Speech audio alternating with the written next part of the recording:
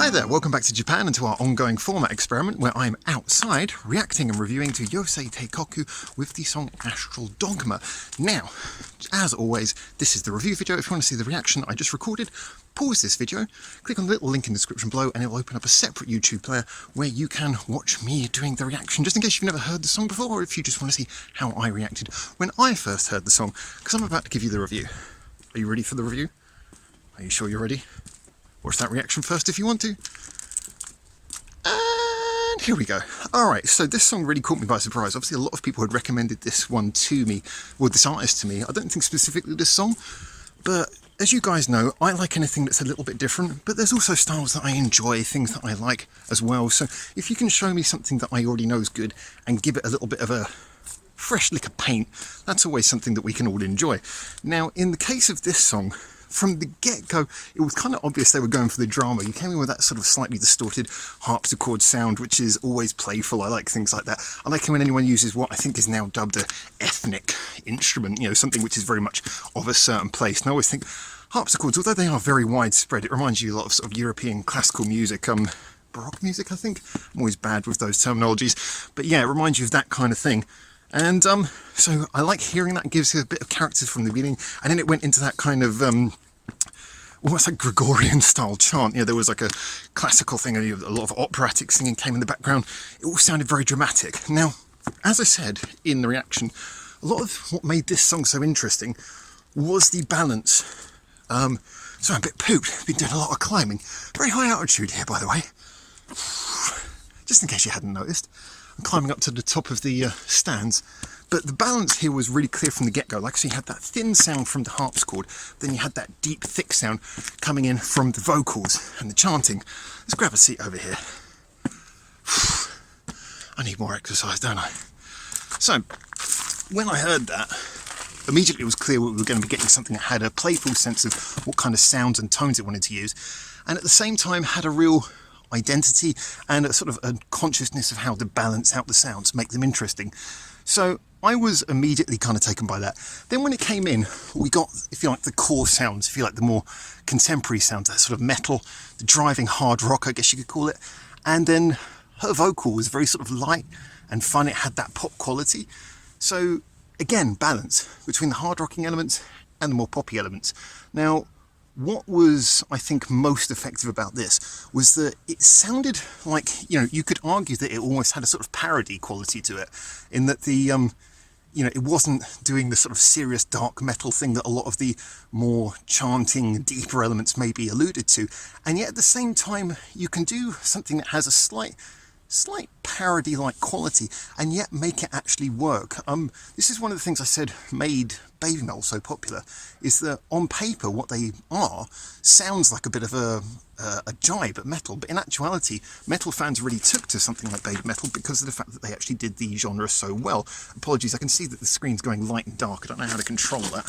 Let me turn angle, maybe that'll change. Again, this is a format experiment right now, so thank you for tolerating all the weird technical things that might be coming up. Yeah, so you can do something which has a parody-like quality, but actually make that charming rather than sounding like you're ridiculing. And that's kind of what worked to me here, is that this, it wasn't trying to be genuinely dark. This is not something I can imagine people actually thinking, oh, this is dark music. But it was playing on a lot of those sort of darker metal and hard rock tropes and doing it really well. Because you felt like, yeah, this is something you can actually headbang to. This is something you can get a lot of energy from. And yet at the same time, it kind of almost had a heartwarming quality, and it was fun in that the visuals were deliberately kind of over the top. There was a sort of a kind of a style to it as well. So for me, I felt that the whole atmosphere, the whole feeling, which is very important with the song, is the feeling of what are they trying to achieve here. Just, it felt good. It felt like it was something that was playing in a very interesting sort of corner.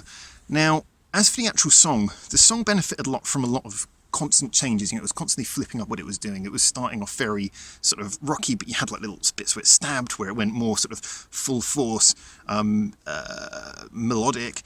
It went through a lot of different interesting little changes, but it kept kind of full on for the best part. So for me, I think it was a song that felt like it was written with detail. And I always say this very often about Japanese music, is even something that comes across as being a bit fun and a bit twee often is written with a sense that it was really written with love. You know, there's a lot of detail, there's a lot of intricacy goes into these things. So I really did feel that this was a piece of music which was sort of slaved over, that there was love went into it. And that really shows. Like I say, anything, it doesn't matter how fun something's supposed to be, how twee or how serious it's supposed to be, if you can hear and feel effort in it, especially if you're someone who works with music. I think this doesn't just, I think maybe it's more consciously obvious to people who work with music or create music, but I think it's also subconsciously obvious to people who maybe don't understand the technicalities. You can hear when something has a lot of love and detail in it, and this certainly had that feeling to me. So I think this is one of those pieces of music where you can enjoy it both in a fun way and with a serious balance as well. Now, obviously there is a lot of, like I said, there's a lot of music in Japan at the current moment which is playing that sort of balance between slightly more poppy elements and slightly more rocky elements. This plays it in a fairly straight shooting way. Like I said, there's not too much, although there was some experimental sounds in there, there isn't too much, if you like, jamming genres together. This did feel like it was basically written as a hard rock song or a metal song. There's always that blur in between. You take it as whichever one you want it to be. It felt to me like it definitely was written with that very much in mind. So to me, a lot of what helped this was, like I say, the extra sounds, the cleverness in the production, the arrangement, the use of the more operatic, more choral style vocals to back up her more contemporary style of singing, and then things like the harpsichord backing, sort of giving a contrast to the more aggressive, rocky sounds of the guitars, and the drums, which was very full on.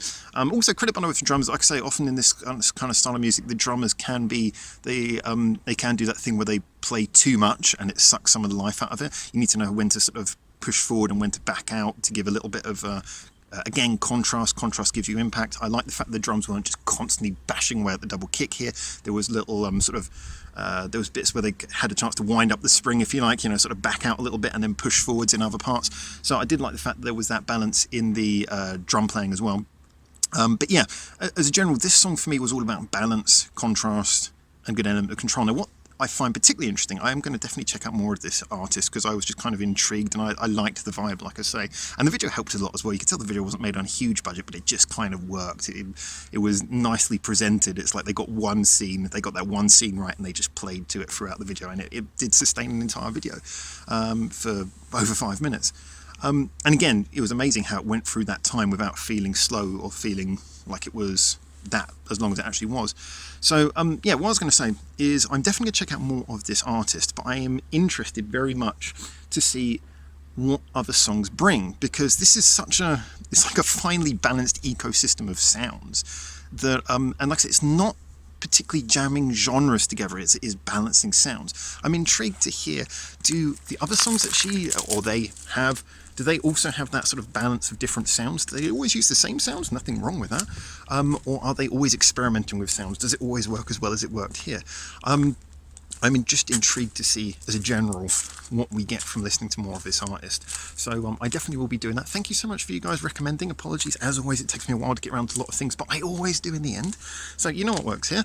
As always, I am just checking out this artist for the first time. I have done no pre-research, so please feel free to drop in some comments if you know the artist or not, if you like the song or not. As always, justify your opinions. This is all about the conversation. Check out those people working on the ski slope over there. Isn't that awesome? That's really cool, I think. Amazing. If you fell off of that, that would be one hell of a long way to roll down. But as always, leave your comments in there. Tell me what you guys think.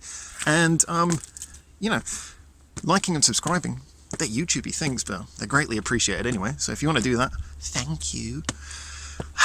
Big thank you to everyone who follows any of our social medias, also linked in the description below. A massive thank you to our patrons for keeping this channel going. You are the reasons why I could afford a selfie stick, as cheap as they are. Yes, I'm actually using a selfie stick. What a millennial.